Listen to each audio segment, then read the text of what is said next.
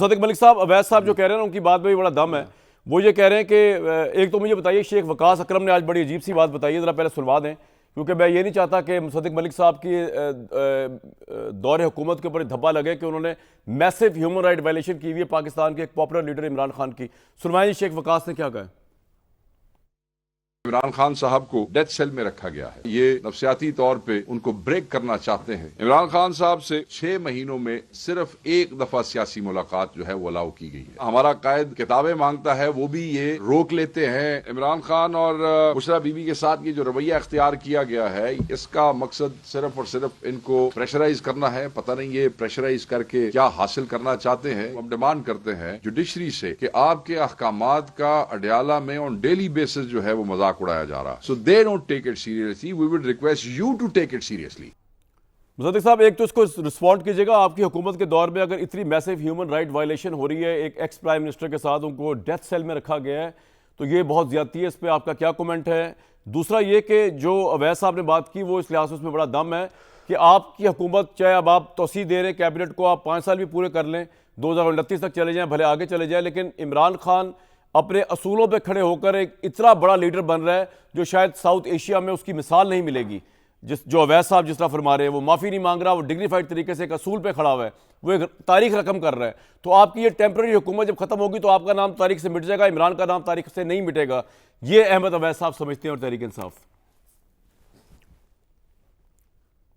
جی، وہ احمد اویس صاحب اگر یہ بتا دیں کہ اگر امریکہ نے اتنا بڑا حملہ کیا تھا جس پہ عمران خان صاحب نے پورے ملک کے سامنے ایک سائفر نکال کے کہا کہ یہ دیکھیے، ایک غیر ملک نے یعنی امریکہ نے پاکستان کی پارلیمان پہ حملہ کیا ہے، پاکستان کے آئین کو توڑا ہے، یعنی تقریباً اعلان جنگ کر دیا.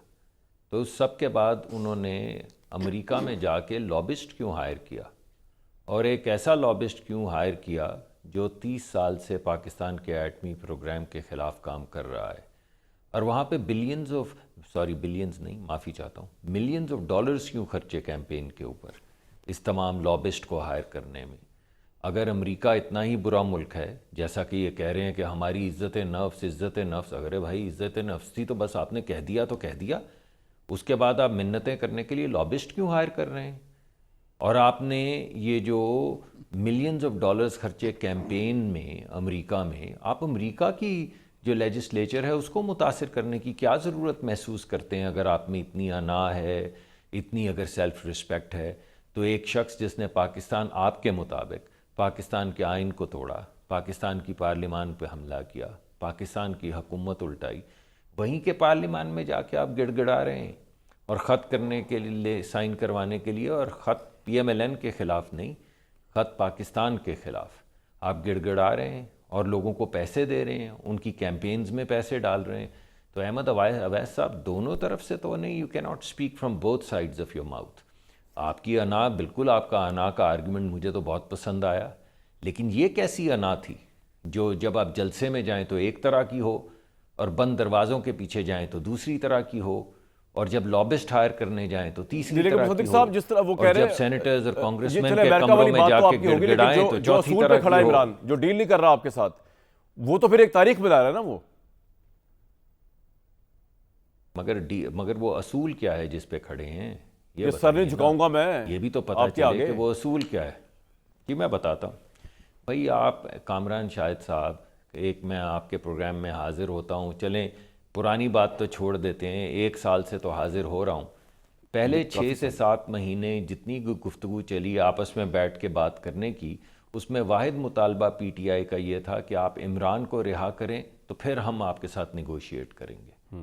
پھر اس کے بعد مطالبہ بدلا اور کہا کہ نہیں، عمران کو نہیں، تمام سیاسی جو لوگ قید میں ہیں ان کو چھوڑیے تو پھر ہم آپ کے ساتھ مذاکرات کریں گے. پھر کہا کہ ہماری تو منتیں کرتے تھے عمران کو کہ ہم چھوڑ دیتے ہیں، بنی گالا لے جاتے ہیں، ہم ہی نہیں مانے. پھر تھوڑی دیر کے بعد جب وہ 190 ملین پاؤنڈ کے کیس میں سزا ہو گئی تو وہ تمام مطالبات جو ہیں وہ ختم ہو گئے. نہ عمران کو مطالبہ رہا، نہ سیاسی قائدین کا مطالبہ رہا، یعنی کوئی مطالبہ نہیں رہا. اس کا مطلب ہے کہ یہ جو اصول ہے وہ صرف یہ ہے کہ مجھے جیل سے نکالو، کہ اگر عمران کو جیل سے نکال دو تو تمام نیگوشیشن ہو سکتی ہیں، لیکن اگر عمران جیل میں ہے تو باقی تمام چیزیں بھاڑ میں جائیں، ان کی ہمیں غرض نہیں ہے. اس وجہ سے یہ تو What a پتہ strange- چلے کہ what وہ a strange مطالبہ logic. کیا ہے. اور آپ کے سامنے آپ کو یاد ہوگا کہ عمران خان صاحب کے جیل سے یہ پیغام آتا ہے کہ اسٹیبلشمنٹ جو ہے وہ کوئی ایک اپنا اپوائنٹ کر دے بندہ جو ہم سے بات کر لے، کیونکہ ہم سیاسی جماعتوں سے تو بات نہیں کریں گے، ہم پارلیمان سے تو بات نہیں کریں گے، ہم الیکٹڈ ممبر سے تو بات نہیں کریں گے، ہم بات کریں گے صرف اسٹیبلشمنٹ سے. آپ کے پروگرام میں ہمیں آ کے ان کے قائدین کہتے رہے کہ آپ کے پاس تو طاقت ہی نہیں ہے. تو پھر آپ نے کہا کہ جن کے پاس طاقت ہے ان سے بات کریں گے. ارے بھائی، آپ کا کیا اصول ہے؟ آپ طاقت کے سامنے کھڑے ہوں گے یا طاقت سے بات کریں گے؟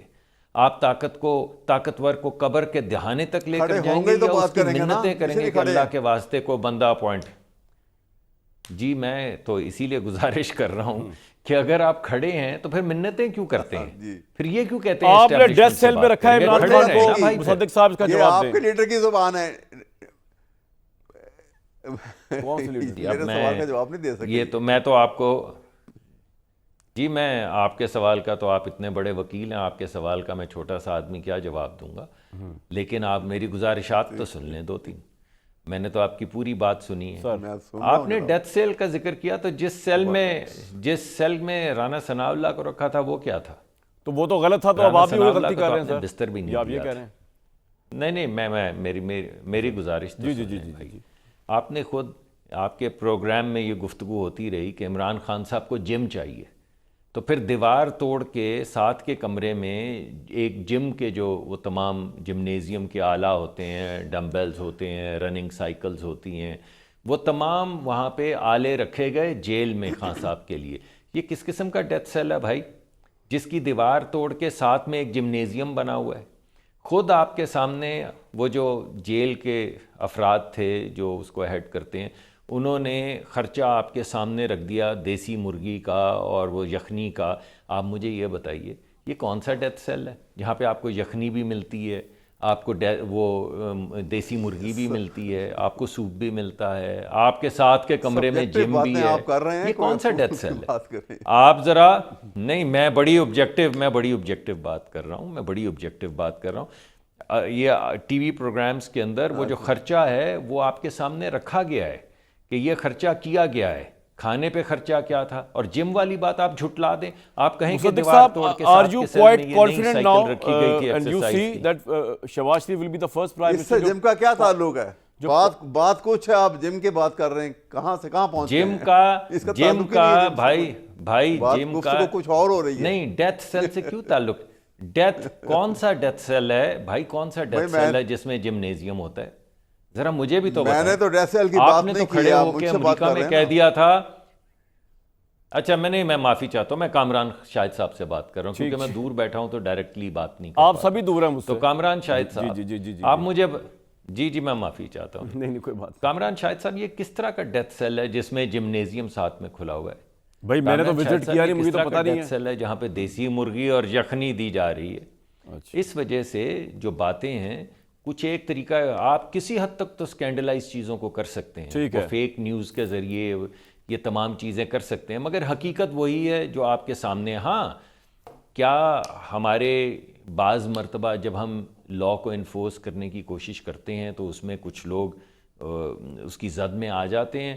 جہاں پہ بھی قانون کے دائرے سے باہر کچھ ہوتا ہے ہم سب کی کوشش یہ ہوتی ہے کہ اس کو واپس دائرے. سر آپ کا پوائنٹ آ گیا. اگر آپ کسی ایسی چیز کی بات کریں. جی بتائیں. بہت شکریہ. نہیں بتائیں. یہ تو ہو گیا نا یہ پوائنٹ. اور آپ کہہ رہے ہیں you are not bothered about how the history will interpret, اور آپ کہہ رہے ہیں عمران خان کسی اصول پہ نہیں کھڑا ہوا، اور وہ جب باری آئے گی تو ویسا تاریخ تو جی انٹرپریٹ تو تاریخ ہمیں اس حوالے سے کرے گی کہ پچھلے سال تک جو مہنگائی کی شرح تھی وہ 38% تھی اور اب 2.4% ہے. جو کھانے پینے کی اشیاء میں مہنگائی ہے وہ پچھلے سال 48% تھی، اب منفی ہو چکی ہے شہروں میں بھی اور منفی ہو چکی ہے گاؤں میں بھی. تو تاریخ تو جب جائزہ لے گی تو دیکھے گی کہ کیا ہم نے اکانومی کو تباہی سے بچایا، کیا ہم نے اکانومی کو سٹیبلائز بالکل پوائنٹ آ گیا، کیا ہم آہستہ آہستہ اکانومی کو ترقی کی طرف لے کے گئے، کیا لوگوں کو آپ کہہ رہے روزگار تاریخ ملا، ایسے دیکھے گی، کیا لوگوں کے اوپر جو بوجھ تھا مہنگائی کا وہ کم ہوا. جی انشاءاللہ ایسے دیکھیں. اب ذرا ایک ہسٹورین اور جرنلسٹ سے پوچھ لیتے ہیں تاریخ آپ کیسے دیکھے گی؟ نیوٹرل آواز.